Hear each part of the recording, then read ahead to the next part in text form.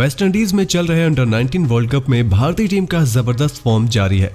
कप्तान यश धुल ने ऑस्ट्रेलिया के खिलाफ सेमीफाइनल मुकाबले में मुश्किल हालातों में कप्तानी पारी खेलकर भारत को एक वर्ल्ड टाइटल के नजदीक पहुंचा दिया है। धुल की अगुवाई में भारत ने कंगारुओं को एक जबरदस्त मुकाबले में धूल चढ़ाकर स्टाइल से वर्ल्ड कप के फाइनल में एंट्री ली है। तो चलिए दोस्तों, इस वीडियो में हम आपको बताते हैं क्या रही मैच की पूरी हाईलाइट्स, कैसे टीम इंडिया के युवाओं ने अपने दमदार प्रदर्शन से जीता सभी का दिल और बनाई फाइनल में अपनी जगह। 2 फरवरी को भारत और अंडर 19 वर्ल्ड कप के फाइनल के रास्ते में ऑस्ट्रेलिया की टीम थी। जहां इस मुकाबले से पहले भारत अब तक अजेय रहा था, वहीं पर ऑस्ट्रेलिया ने भी पाकिस्तान को क्वार्टर फाइनल में बुरी तरीके से हराकर टॉप 4 का टिकट कटाया था। एंटीगा के कूलिस क्रिकेट ग्राउंड में मैच शुरू हुआ, जहां भारतीय कप्तान यश धुल ने बल्लेबाजी के अनुकूल पिच पर टॉस जीतकर बल्लेबाजी का फैसला किया। भारतीय टीम एक बदलाव के साथ उतरी। कोरोना से उबरने के बाद निशांत सिंधु की प्लेइंग 11 में वापसी हुई। भारत के लिए हरनूर और अंगकृष रघुवंशी ने पारी की शुरुआत की, लेकिन भारतीय ओपनर्स ने टीम को काफी धीमी शुरुआत दिलाई। पहले 7 ओवर तक टीम ने सिर्फ 15 रन जोड़े।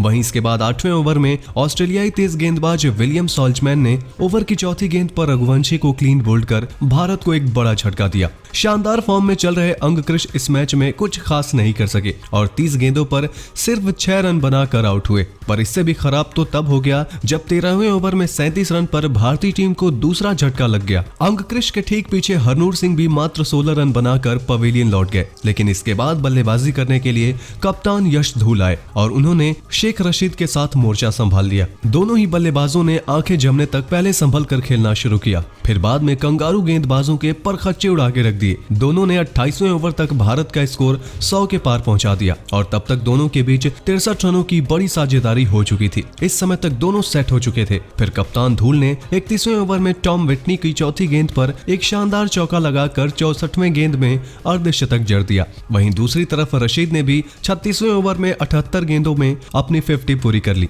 दोनों के बीच 100 रनों से ऊपर की पार्टनरशिप पूरी हो चुकी थी और भारत 150 के पार पहुंच चुका था। यश और रशीद की जोड़ी ने टीम को संकट से बाहर निकाल दिया था और 40वें ओवर तक कंगारू गेंदबाज सिर्फ विकेट लेने को तरसते रहे। भारत ने 40 ओवर तक 2 विकेट खोकर 182 रन बना लिए थे और अब यहां से टीम 260 से 270 के ऊपर का लक्ष्य देने की ओर अग्रसर हो चुकी थी। कप्तान धुल और रशीद के लिए प्लेटफॉर्म बिल्कुल सेट हो चुका था और दोनों ने ही आखिरी 10 ओवर में एकदम से गियर बदलते हुए ऐसी ताबड़तोड़ बल्लेबाजी कर डाली कि पूरे मैच का रुख ही पलट के रख दिया। आखिरी 10 ओवर में भारत ने 109 रन बना डाले। इस दौरान कप्तान धुल ने सिर्फ 106 गेंदों में टूर्नामेंट में अपना पहला शतक जड़ दिया। हालांकि इसके बाद कप्तान धुल दुर्भाग्यवश रन आउट होकर पवेलियन लौट गए, लेकिन आउट होने से पहले भारतीय कप्तान ने सिर्फ 110 गेंदों में 10 चौके और 1 छक्के की बदौलत 110 की कप्तानी पारी खेल दी थी और रशीद के साथ 204 रनों की बड़ी पार्टनरशिप लगा दी थी। हालांकि कप्तान धुल के आउट होने के ठीक अगली गेंद पर रशीद नर्वस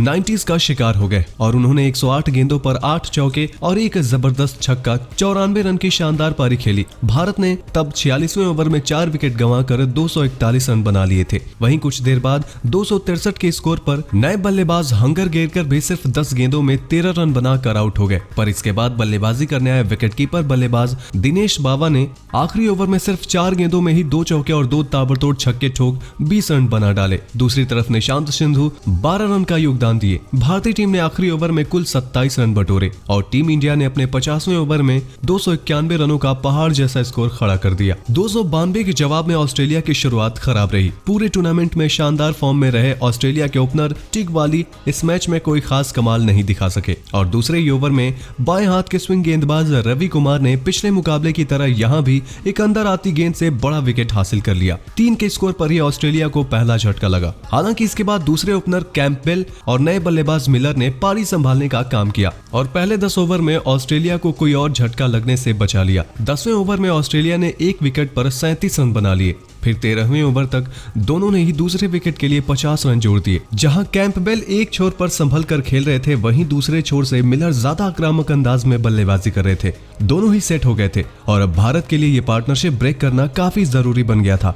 ऐसे में ये काम किया। बल्ले से कोई खास कमाल करने में नाकाम रहे अंगकृष ने। 17वें ओवर में उन्होंने खतरनाक दिख रहे मिलर को 38 के नीचे स्कोर पर पवेलियन भेज भारत को बड़ी सफलता दिला दी। 71 रन पर ऑस्ट्रेलिया को दूसरा झटका लगा और अगले ही ओवर में विकी ओस्तवाल ने दूसरे ही बल्लेबाज से कैंपबेल को उनके 30 के निजी स्कोर पर बाहर भेजकर ऑस्ट्रेलियाई पारी की कमर तोड़ के रख दी। सिर्फ 2 रन के भीतर ही ऑस्ट्रेलिया ने 2 बड़े विकेट गंवा दिए। 71 पर 1 से ऑस्ट्रेलिया की टीम 73 पर 3 हो गई और यहां से भारत ने मुकाबले में शिकंजा कसना शुरू कर दिया। 21वें ओवर में निशांत सिंधु ने नए बल्लेबाज कोनोली को सस्ते में आउट करके ऑस्ट्रेलिया को बिल्कुल ही बैकफुट पर धकेल दिया। 83 के स्कोर पर ही भारत ने ऑस्ट्रेलिया के 4 बल्लेबाजों को पवेलियन पहुंचा दिया। जैसे तैसे ऑस्ट्रेलिया ने 100 का आंकड़ा पार किया, लेकिन सिंधु ने फिर से 25वें ओवर की 5वीं गेंद पर राधाकृष्णन को भी 11 के निजी स्कोर पर क्लीन बोल्ड करके भारत की इस मैच में जीत लगभग पक्की कर दी, क्योंकि यहां आधी ऑस्ट्रेलियाई टीम पवेलियन पहुंच चुकी थी और अभी भी उन्हें पहाड़ चढ़ने जितना मुश्किल कार्य करना था,